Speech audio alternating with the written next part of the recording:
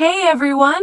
Welcome back to Smart English Talk, your daily English practice. I'm Emma. And I'm Jack, and we are genuinely happy to see you again. Whether you're studying English seriously, Or pretending to study while holding your phone, we see you, we respect the effort. at least you pressed play. Exactly.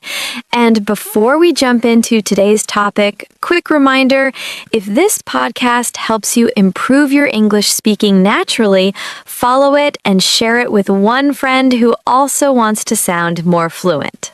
Learning alone is good. Learning together is better. Okay, today's topic is interesting. Very interesting and slightly confusing. We're talking about Must. and have to. Two small expressions. Huge confusion. Why are they confusing? Because in many situations, they mean almost the same thing, Almost. but not always. And that not always is where English learners panic. Exactly. Let's start simple. Are must and have to the same? Sometimes yes, sometimes no. Very helpful. Thank you. Okay, explain properly. Both must and have to express obligation. That means something is necessary. For example, I must finish my work. I have to finish my work. Both sentences show that finishing the work is necessary. So if both mean necessary, what's the difference? The difference is emotional and situational. Explain that slowly. Must usually comes from inside you. Have to usually comes from outside pressure. Oh, yes. So must is internal. Yes, it's often your personal decision. For example, I must start exercising. No one forced you, it's your personal choice. Your brain decided. Exactly. Now listen to this. I have to start work at 9 a.m. That's not your choice. Correct. That's your company's rule. So have to feels like external rules or laws. Yes, very often. Example 1. I must study tonight. This means I personally believe it's necessary. Self-pressure. Yes. Example 2. I have to study tonight. Maybe there's a test tomorrow. External reason. Exactly. Okay, but sometimes both feel the same. Yes, in casual conversation, people often use them interchangeably. So are we overthinking? No, because in professional English, small differences matter. Especially in exams. And interviews. Another important point. Must often sounds stronger. Stronger how? More urgent, more serious. For example, you must wear a seatbelt. That sounds strict. Like a rule. Yes. Now compare you have to wear a seatbelt. Still necessary, but slightly softer. Interesting. So tone matters too. Let's make it practical. Yes. Situation 1. Doctor speaking to patient. You must stop smoking. Very serious. Because it's strong advice. Now imagine government rule. You have to pay taxes. That's law. Exactly. Let's talk grammar. Yes, because structure changes. Must is simple. Subject plus must plus base verb. I must go. She must finish. No change. Always must. Yes. But have to changes. I have to go. She has to go. They have to go. So we conjugate have. Exactly. So this is where many learners make mistakes. Yes, negative form is very different. Listen carefully. Must not, or mustn't, means prohibition. It means something is not allowed. For example, you must not smoke here. That means smoking is forbidden. Exactly. But listen to this. You don't have to come tomorrow. That means it's optional. Yes, not necessary. Huge difference. Very big difference. Imagine your boss says you don't have to stay late. That means you are free to leave. But if your boss says you must not stay late, You are not allowed to stay. completely different meaning. Wow, that's important. Very important. Let's practice. I'll say a situation. You choose must or have to. Ready? Ready. You feel sick and decide to visit a doctor. I must see a doctor. Good. Personal decision.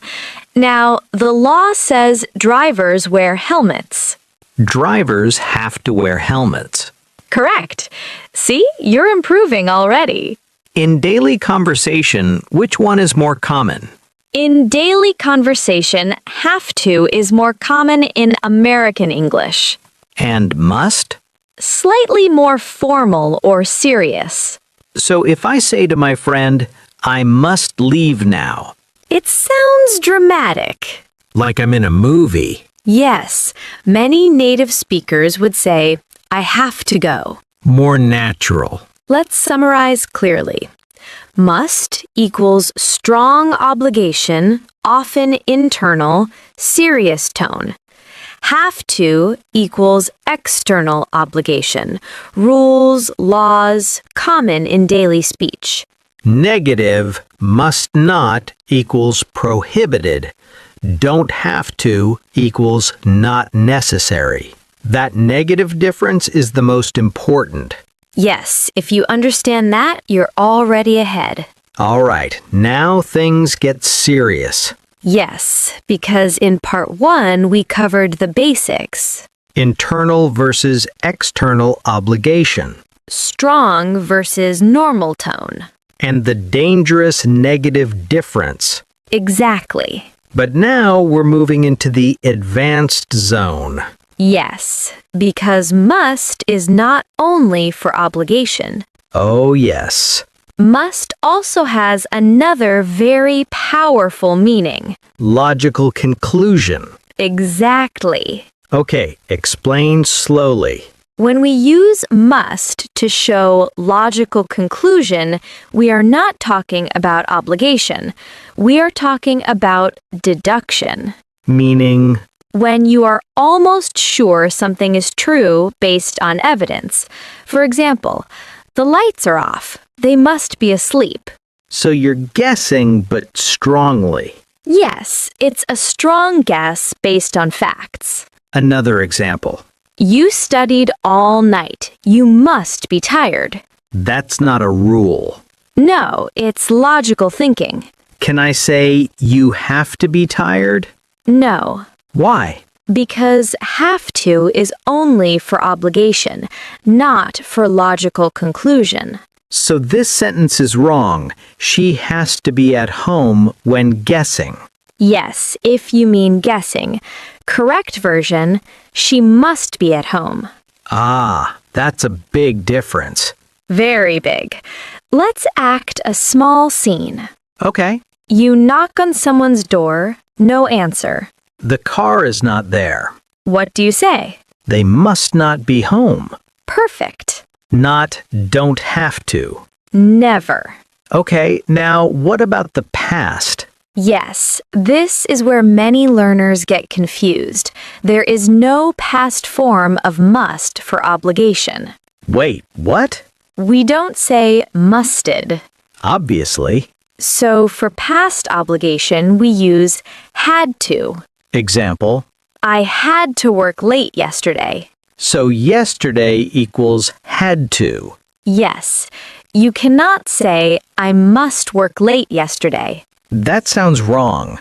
because must doesn't have a normal past form for obligation. Wait, I've heard must have. Yes, that's different. Must have plus past participle is for past deduction. Explain with example. You didn't answer my call. You must have been busy. So I'm guessing about the past. Exactly. Another example. The ground is wet. It must have rained. That's logical conclusion about the past. Perfect. Present obligation. I must finish. External rule, I have to finish. Past obligation, I had to finish. Present deduction, she must be tired. Past deduction, she must have been tired. Now it's getting clear. Yes, step by step. What about questions? Good question. We usually don't ask with must in normal conversation. Really? Yes, it sounds formal. Instead of asking, must I finish this today? Most people say, do I have to finish this today? That sounds more natural. Exactly. Let's move to workplace situations. Good idea. Situation 1. Company rule. Employees have to wear ID badges. External rule. Situation 2. You feel responsible. I must improve my presentation skills. Personal motivation. Situation 3. Your manager sees you tired. You must be exhausted after that meeting. Logical conclusion. See how meaning changes? Let's repeat this because it's dangerous. Listen carefully. You mustn't park here. Prohibited. You don't have to park here. Optional. If you confuse these two in real life, it could cause problems.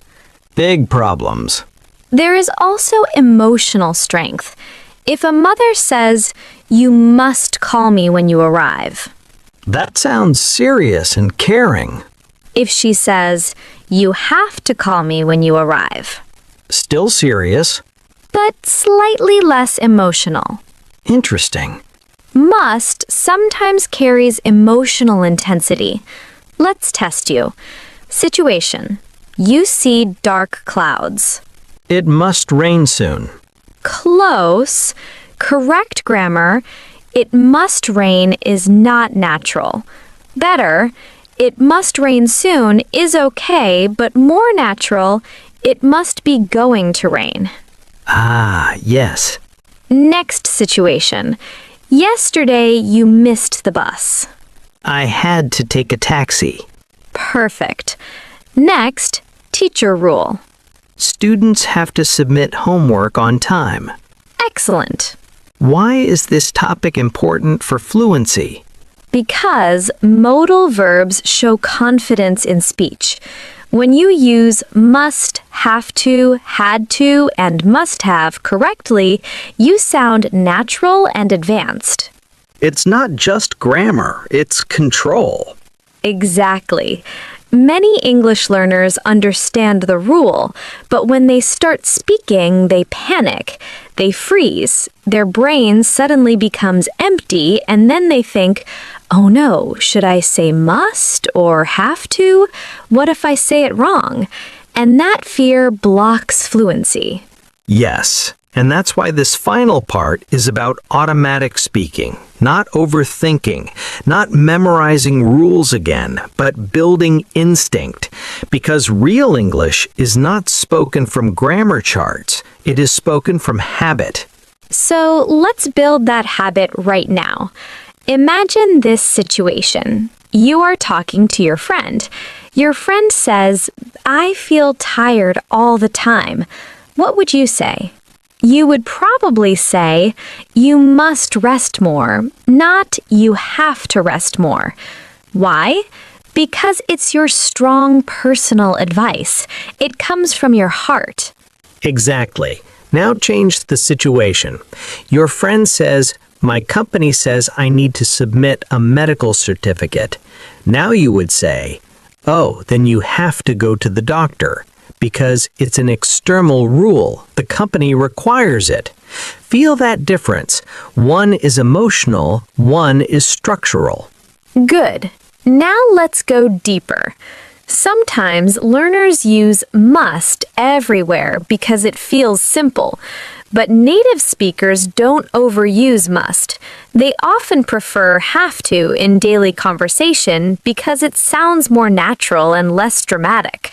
For example, I have to wake up at 6. Very natural. I must wake up at 6. Possible, but stronger, more serious, like a promise to yourself. Yes, so tone matters. If you say, I must stop eating junk food, it sounds like determination. But if you say, I have to stop eating junk food, it sounds like maybe the doctor told you. Same action, different energy. Now let's practice something powerful. Logical deduction. This is where many learners forget that must has another meaning. For example, you didn't sleep last night. Your eyes are red. I say, you must be exhausted. I'm not giving you obligation. I'm making a strong guess. Yes, that is a different use completely. You must be joking. You must be hungry. It means I am almost sure. We don't use have to here. Wrong, you have to be tired. That sounds strange. So remember, logical conclusion belongs to must. Now, let's clear one last confusion that can completely change meaning. Must not versus don't have to. Listen carefully. You mustn't park here. That means it is forbidden, maybe illegal. You don't have to park here. That means it is optional. You can park somewhere else if you want. One is prohibition, one is freedom. Huge difference. This is why grammar matters. One small word can change everything. Now let's do a fast reaction practice. I'll say a situation. Emma will respond quickly. Don't think too much, just feel. Situation 1. Government rule. You have to pay taxes. Good. Situation 2. Strong personal advice. You must drink more water. Situation 3. It's forbidden. You mustn't enter that room. Situation 4. It's optional. You don't have to come if you're busy. Perfect. See? When you stop overthinking, it becomes natural. And here's something important for confidence. If you make a mistake while speaking, it's okay. Communication is more important than perfection. If you say must instead of have to, people will still understand you 90% of the time. Fluency grows from courage, not fear. Yes, and remember something powerful. You must practice daily, but you don't have to practice for 3 hours. Even 10 focused minutes of speaking is enough if you are consistent. Small effort, big result. And consistency creates confidence. The more you speak, the less you panic. The less you panic, the more natural your grammar becomes. It's a cycle. Before we close, let's summarize in simple words. Use must when the feeling is strong and personal, when you are giving serious advice, when you are making a logical guess, when something is forbidden, must not. Use have to when the obligation comes from outside, when it's a rule, system, law, or requirement, when you need past or future forms. That's it. Clear, simple, practical. And one final motivational thought. You must believe that you can improve your English. You have to take action to make it happen. Belief without action changes nothing. Action without belief feels heavy. Combine both. If today's episode helped you understand this topic clearly, share it with one friend who is also learning English. And follow Talk Emma, the English podcast, for more real-life grammar that actually makes sense. Keep practicing, keep speaking, and remember, you mustn't give up and you have to keep going.